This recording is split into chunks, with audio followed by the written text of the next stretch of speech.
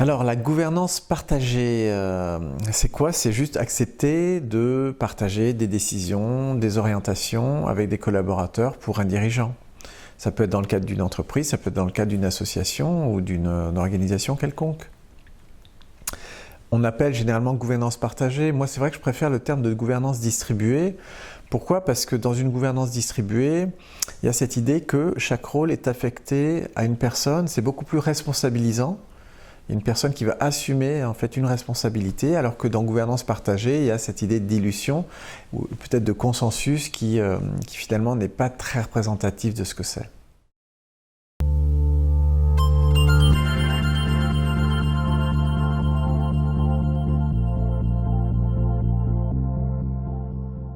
Moi, j'adore ce thème de la gouvernance distribuée.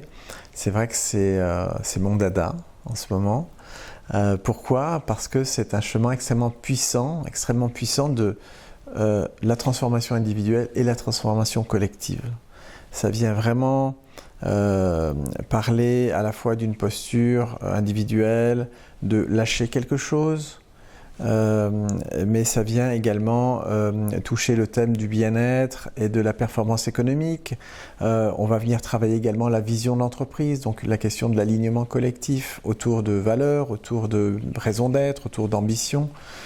Donc voilà, ça vient rassembler tous ces thèmes-là, ça vient les connecter d'une façon vraiment très intime en fait.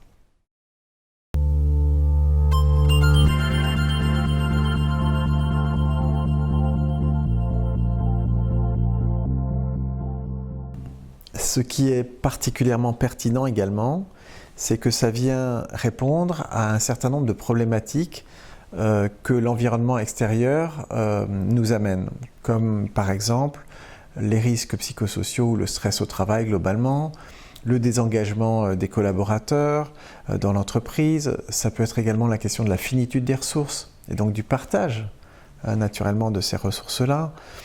On parle aussi de tout ce qui est génération Y, génération Z et donc de leur rapport au travail.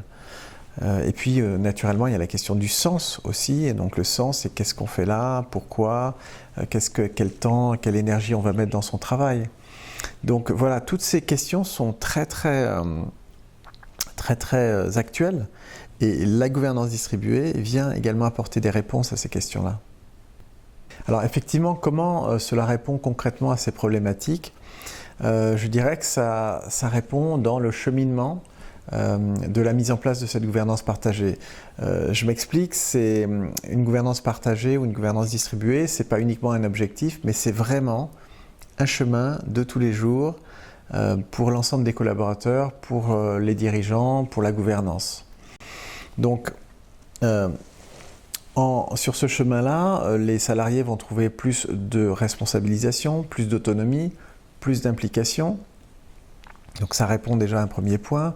Il y a cette notion également de partage, de collaboration, de coopération qui va être vraiment posée en termes relationnels, en termes de partage effectivement de rôles et donc d'affectation de responsabilité. Il y a également la question de l'alignement personnel, de sa vocation personnelle avec celle de l'entreprise. Il y a l'alignement collectif dont on a parlé précédemment. Donc voilà, tous ces sujets vont être adressés petit à petit dans le chemin qui va nous emmener vers une gouvernance distribuée.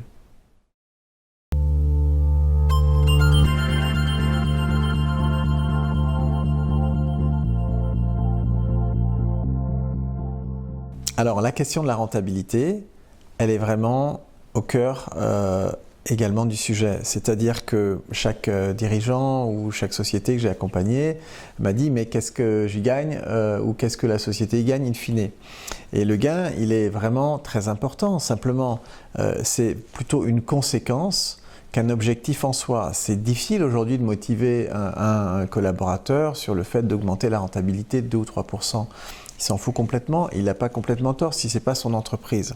En revanche, l'implication qu'il va avoir dedans, cette autonomie dont on parle, le fait de tous travailler dans la même direction, c'est ça qui va produire de la performance.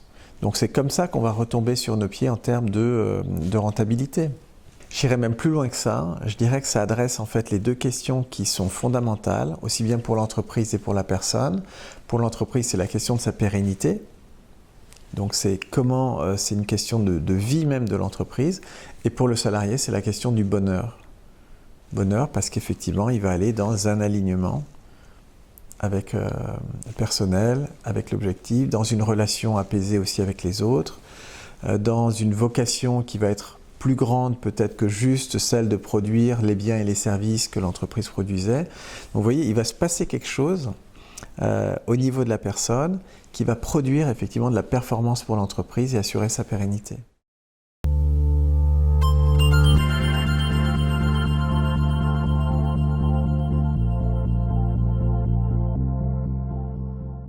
C'est à la fois déstabilisant et ça ne l'est pas du tout. En fait, quand on arrive dans ce système-là, c'est un système qui est très responsabilisant, qui peut être très confrontant. Donc souvent, il y a des premières étapes qui procèdent plutôt du fait de structurer l'entreprise. Redonner un cadre, que ce soit un cadre au niveau de la fonction, au niveau relationnel, au niveau des responsabilités. Donc il y a souvent cette phase où on vient ramener quelque chose qui est de l'ordre de voilà mon terrain de jeu, voilà ce que je peux faire, voilà ce que je ne peux pas faire. Donc ça, c'est plutôt stabilisant, on va dire. Ce qui est plus déstabilisant, c'est qu'il va falloir lâcher quelque chose. Donc il y a une sorte de lâcher-prise d'un cadre, par exemple, sur son équipe, ou bien d'un dirigeant par rapport à une autre équipe, parce qu'on va jouer effectivement la confiance, parce qu'on va jouer vraiment quelque chose qui est de l'ordre de l'autonomie. Donc c'est vrai qu'on peut faire des erreurs, on donne droit à l'erreur, et du coup que des fois il faudra accepter de prendre un peu plus de temps pour arriver au résultat. Donc il y a un moment qui peut être un peu en l'air, avec beaucoup de questions existentielles de la part de tout le monde. Mais voilà, c'est un moment à traverser et généralement ça se passe bien.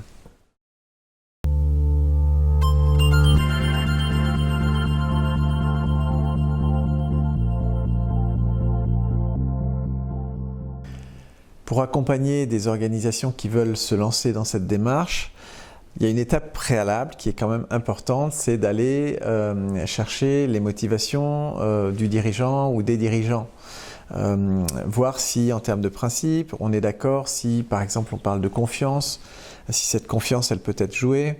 On va regarder également le point de départ de l'entreprise, où en est l'entreprise et finalement quel est son pouls, quel est son tempo, à quel rythme on va pouvoir avancer. Donc ça c'est quelques étapes préalables qui peuvent se faire en quelques heures, en 2-3 fois dans ce dialogue-là. Ça c'est la première étape. Après il y a une deuxième étape qui est tout de suite d'aller vers du collectif, donc avec soit l'équipe, soit même l'ensemble de la société. Il y a des choses qu'on peut faire à plusieurs centaines de personnes, même, c'est assez surprenant. Et dans ce collectif-là, on va travailler la vision. C'est-à-dire qu'on va venir réétudier la raison d'être, travailler sur les valeurs, les comportements, regarder les ambitions, regarder aussi l'impact de l'environnement extérieur, repartir effectivement des menaces opportunités en termes de marché ou bien des forces faiblesses de l'entreprise. Il y a tout ce travail de cohérence qui se fait pour qu'il y ait un alignement collectif qui se produise. Le troisième temps, c'est un temps qui est extrêmement concret, qui est dans le quotidien de l'entreprise. On va ramener des processus qui ont déjà été travaillés, déjà été modélisés dans le cadre de la sociocratie par exemple, avec la gestion par consentement, avec l'élection sans candidat. Il y a l'holacratie qui a fait un gros travail également sur la question des cercles, des rôles, des redevabilités.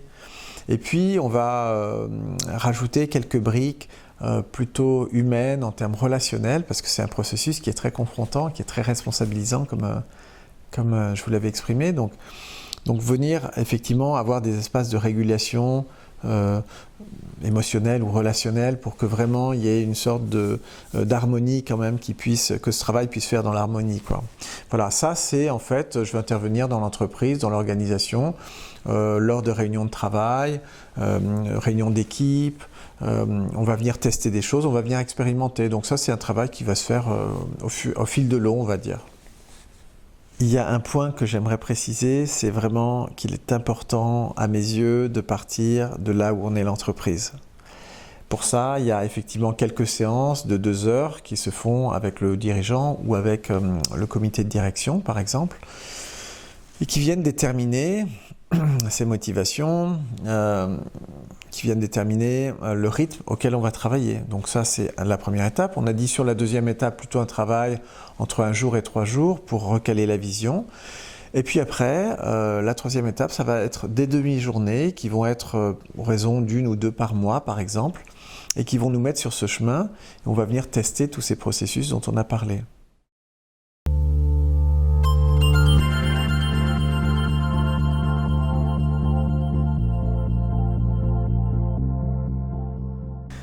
Moi, ce qui me motive et ce qui me touche aussi dans cet accompagnement, c'est de voir la transformation individuelle, la transformation collective dans ces organisations. C'est quelque chose que j'ai vécu moi-même en tant que dirigeant. J'ai pu toucher du doigt aussi la sérénité que ça pouvait m'amener, la sérénité que ça pouvait amener à des collaborateurs, la façon dont ils se réinventaient, une vie professionnelle, une nouvelle implication. Ça, c'est vraiment quelque chose d'extrêmement précieux. Donc voilà, si vous voulez partager avec moi sur ce thème, vous êtes les bienvenus. À bientôt.